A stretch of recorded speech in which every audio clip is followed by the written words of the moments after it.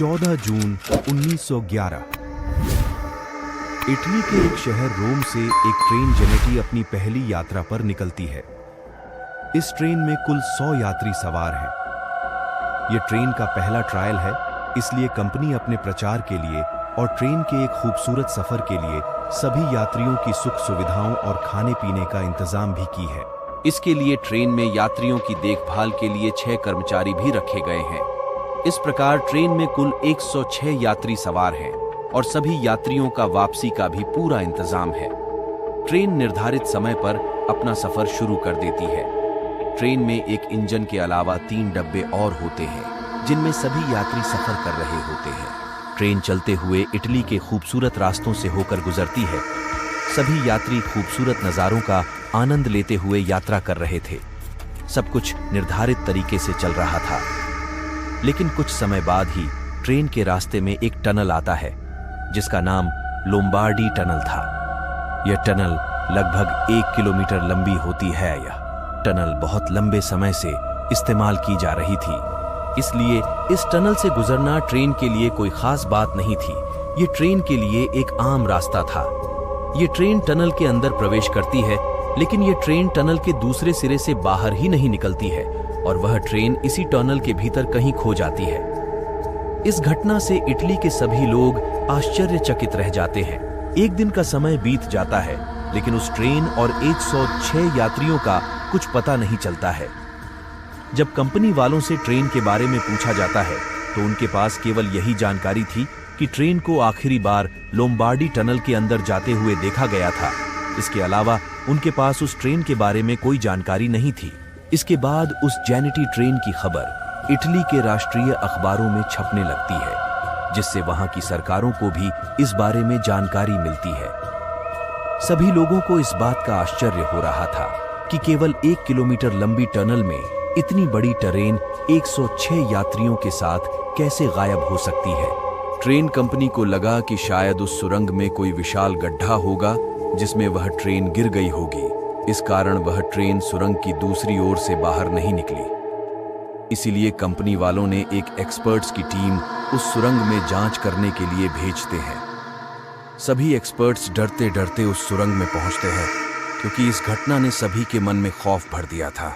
Experts की team ने उस टनल की बारीकी से जांच की, लेकिन उन्हें न तो टनल के भीतर कोई बड़ा गड्ढा दिखाई दिया और न ही उन्हें उस ट्रेन का कोई सुराग मिला। धीरे धीरे समय बीतने के साथ उन 106 यात्रियों के साथ साथ उस ट्रेन के मिलने की सभी संभावनाएं खत्म होने लगी थी। इससे देश की सरकार और उस ट्रेन कंपनी की बहुत बदनामी हो रही थी, लेकिन वह ट्रेन कंपनी और वहां की सरकार इस विषय में कुछ नहीं कर सकते थे। ट्रेन के लापता होने के कुछ समय बाद मेक्सिको में रहने वाले 2 युवक इस बात का दावा करते हैं कि वे दोनों भी उसी लापता ट्रेन की उस रहस्यमयी यात्रा का हिस्सा थे और उन 100 यात्रियों में शामिल थे। जब उन दोनों युवकों से पूछा गया कि वह इस ट्रेन हादसे में कैसे बच निकले थे, तो दोनों युवकों ने बताया कि उस ट्रेन के टनल में दाखिल होने से पहले ही वे दोनों युवक उस ट्रेन से कूद गए थे। जब उनसे पूछा गया कि आप लोग क्यों कूद पड़े थे, तो उन्होंने जो बताया वह सुनकर सभी आश्चर्य में पड़ गए। उन्होंने बताया कि ट्रेन के सुरंग में दाखिल होने से पहले ही ट्रेन में एक घना काला धुआं भर गया था और साथ ही अजीब अजीब सी भयानक आवाजें भी आने लगी थी। यह सब देखकर पूरी ट्रेन में दहशत फैल गई। ऐसी अजीब घटनाओं को देखकर ट्रेन के ड्राइवर ने भी ट्रेन के सुरंग में दाखिल होने से पहले ही ट्रेन को रोकने के लिए ब्रेक लगा दिए थे। इससे ट्रेन की रफ्तार कम हो गई थी और वे दोनों उस ट्रेन से कूद गए। लेकिन कूदने के दौरान उन दोनों को काफी चोटें आईं और वह कुछ दिनों तक वहीं बेहोश पड़े रहे, जिससे उन्हें कुछ भी पता नहीं चला कि आखिर उस ट्रेन के साथ क्या हुआ था।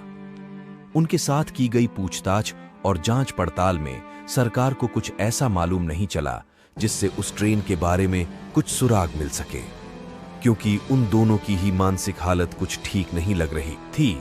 इसलिए उनकी बातों पर विश्वास नहीं किया जा सकता था। इसके कुछ समय बाद एक और ऐसा दावा सामने आया जिसने फिर से सभी को सोचने पर मजबूर कर दिया। यह दावा था मेक्सिको के एक डॉक्टर का। उसने बताया कि इस हादसे के अगले दिन कुल 104 लोग उसके पास इलाज कराने आए थे। वे सभी लोग मानसिक रूप से बीमार थे।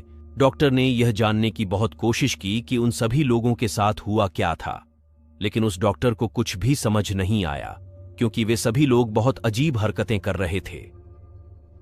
इस दावे पर इटली के लोग भरोसा नहीं कर पा रहे थे, लेकिन जैसा कि डॉक्टर ने कहा था कि कुल 104 लोग थे और पहले दावा करने वाले 2 युवकों को भी इसमें जोड़ दिया जाए, तो यात्रियों की संख्या पूरी 106 हो रही थी।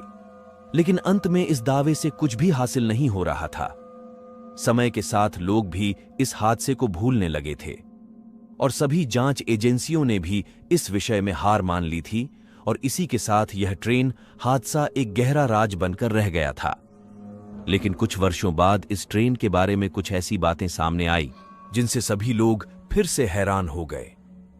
जैसे कि इस ट्रेन को अलग अलग समय पर अलग अलग जगहों पर देखा जाने लगा, जिसमें रशिया, स्पेन, इटली, मेक्सिको और यूक्रेन के कुछ शहर शामिल थे। इस ट्रेन को देखने वाले सभी लोग ठीक वैसा ही हुलिया बता रहे थे जैसा उस गुमशुदा ट्रेन का था। वही एक इंजन और 3 डब्बों वाली वह ट्रेन सभी को दिखाई देती थी और गायब हो जाती थी। लोगों के इस दावे के बाद एक्सपर्टस ने यह निष्कर्ष निकाला कि शायद वह ट्रेन सुरंग के भीतर किसी प्रकार की समय यात्रा में फंस गई थी और वह कभी सुरंग से बाहर निकली ही नहीं। इसलिए लोगों के द्वारा उस ट्रेन को अलग अलग जगहों पर अलग अलग समय पर देखा जा रहा था। इस प्रकार उस ट्रेन की मिस्ट्री कभी भी सुलझाई नहीं जा सकी और आज भी वह ट्रेन हादसा इटली में एक बहुत बड़ा रहस्य बना हुआ है। दोस्तों, ये कहानी आपको कैसी लगी हमें कमेंट में बताएं। और भी ऐसे रोचक और रहस्यमय कहानियों के लिए चैनल को सब्सक्राइब करें।